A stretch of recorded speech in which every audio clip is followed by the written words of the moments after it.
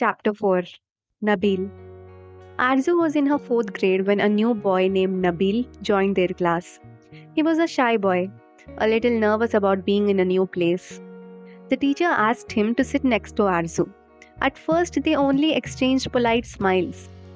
But within a few days, Nabil began to really enjoy Arzu's company. She had a gentle way of talking, and her kind eyes made him feel home. Nabil looked forward to coming to school every day just to be near her. He would help her with her work and quietly listen to her stories. Arzu had no idea how special she was to him. On Nabil's birthday, he brought a box of chocolates for everyone in the class. But he gave Arzu extra, his heart pounding as he handed them over. She took them with a sweet, casual smile, unaware of how much it meant to him. Though he never said it out loud, Nabil's caring was clear in everything he did. In the fifth grade, they were still in the same class, and his care for her only grew stronger. One afternoon, after the school was over, Arzu didn't feel like going home right away. She wandered in the playground, sat down alone on a wooden bench, and watched the swings moving slowly in the breeze. She felt a strange emptiness, the kind you can't put into words. Just then, a group of older boys walked in. They noticed her sitting there all alone and decided to mess with her, to show off how tough they were. They started teasing her, saying mean things, and even pushed her a little. Arzu was so scared, she couldn't move or say a word. But Nabil, who always waited until Arzu had left before he went home, saw everything. He didn't think twice. He ran up to them, his voice trembling but strong, and shouted at the boys to stop. The seniors looked around, worried someone might see them. They quickly left, afraid of getting into trouble. Arzu looked up, tears still in her eyes, and asked Nabil in a small voice, "Why are you still here? Why didn't you go home?" Nabil didn't want to tell her the real reason, so he lied softly.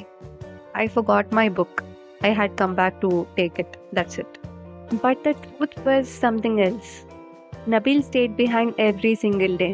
He would sit in the empty classroom or wander in the hallways, waiting for Arzu to leave safely. He wanted to make sure she was okay, that no one would bother her, but he never told her that. Arzu nodded, picked up her bag, and walked home. Nabil watched her until she turned the corner, and he turned around too, and finally walked home himself. His house was only 5 minutes away, but every step felt lighter because he knew he was there for her. Nabil never said how much he cared. He didn't need to, honestly. His heart spoke through his quiet watchfulness, through the chocolates he shared, and through the way he always made sure she was never alone. Those were the last days of their fifth standard, just a few days away from starting their sixth.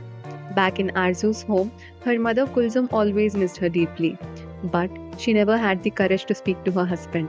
She feared what he would say. In her quiet prayers every night, she wished to see Arzu again. Then finally, something unexpected happened.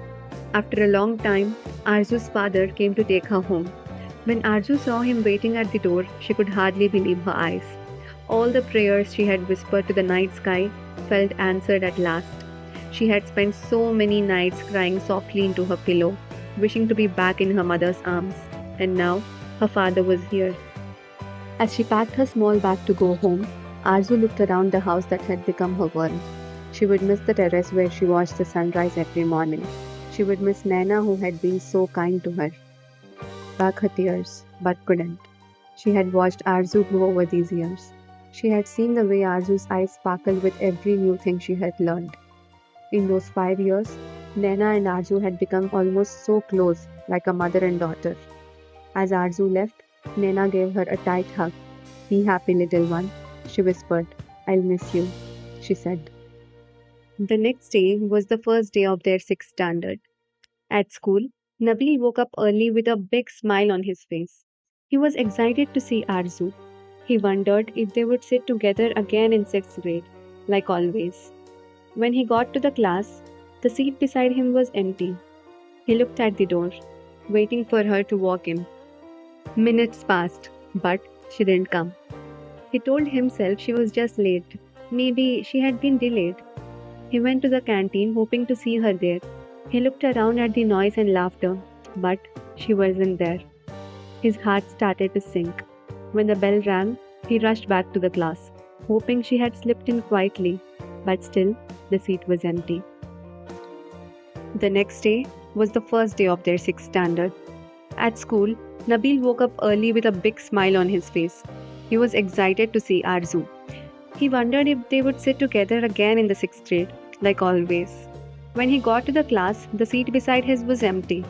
He looked at the door, waiting for her to walk in. Minutes passed, but she didn't come. He told himself maybe she was late. He went to the canteen hoping to see her there. He looked around the noise and laughter, but she wasn't there. His heart started to sink. When the bell rang, he rushed back to the class, hoping she had slipped in quietly, but still the seat was empty. Then the teacher came in. She looked around the room and said, "Children, I have some news. Arzu has left to go back to her hometown. She has taken her transfer certificate." Nabil's world went still. He felt like he couldn't breathe. His eyes burned with tears, but he tried to hide them. Another boy was asked to sit in the empty seat, but Nabil barely noticed. His mind was full of questions. Why didn't she say goodbye? Did she ever think of him the way he thought of her? When class was over, Nabil couldn't hold back his tears anymore. He ran to the washroom, locked himself, and cried. His sobs were quiet at first, but then they grew louder. To him, Arzu wasn't just a classmate. She was the friend who made everything brighter. He had always been there for her, watching over her without telling her how much she meant to him. He thought she would always be there, that their friendship was forever. As he cried in that empty washroom, Nabil realized how quickly everything could change. The school that had always felt warm and full of life now seemed cold and lonely.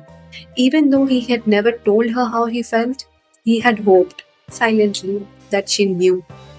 He wiped his tears and left the washroom, but his steps felt heavy. The laughter in the playground didn't matter anymore. He kept thinking about the small things he had shared with Arzu, the chocolates he had given her on his birthday, the way she always smiled so softly when he sat beside her. And now she was gone, leaving him with only memories and a deep wish that he could have told her how much she meant to him.